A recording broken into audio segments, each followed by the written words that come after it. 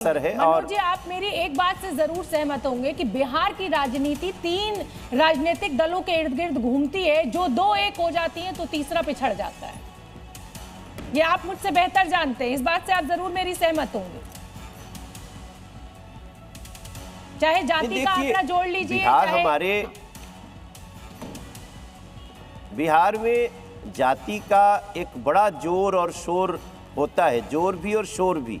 लेकिन इस चुनाव में जाति की दीवार टूटी है शोभना जी। अनुराग भाई, इस चुनाव में जाति की दीवारें, धर्म की दीवारें भी टूटी हैं और ये बहुत बड़ा इस समीक्षा का परिणाम आने दीजिए, बड़ी समीक्षा करनी पड़ेगी।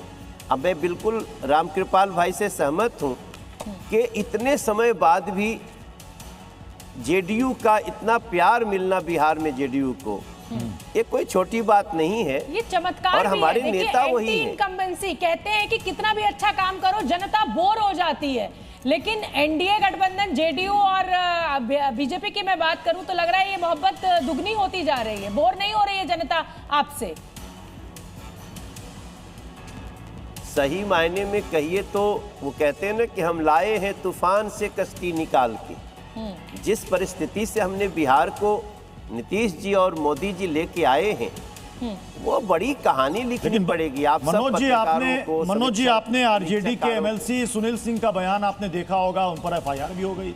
आज आरजेडी की प्रवक्ता सारिका पासवान की तरफ से बयान आया है कि 2 गुजराती तो कह रहे थे कि गुजरात लॉबी तो वापस चली जाएगी, लेकिन यहाँ पर अधिकारियों को यहीं पर रहना है, तो उनको दंड देना होगा। तो क्या इस नतीजे के बाद कुछ बड़ा बवाल बिहार में होगा क्या मनोज जी? नहीं, देखिए, हम लोग तो ये जो बयानवीर लोग हैं उनको इग्नोर करके ही चलना पड़ेगा। उस संस्कृति को हम जानते हैं, वो जो नफरत की भाषा बोलते हैं, जो प्रांत को बांटने वाले। आज देश में गुजरात भाव का मतलब है भारत भाव। गुजरात भाव को नरेंद्र मोदी जी ने जो परिभाषित किया है वो है भारत का बच्चा बच्चा।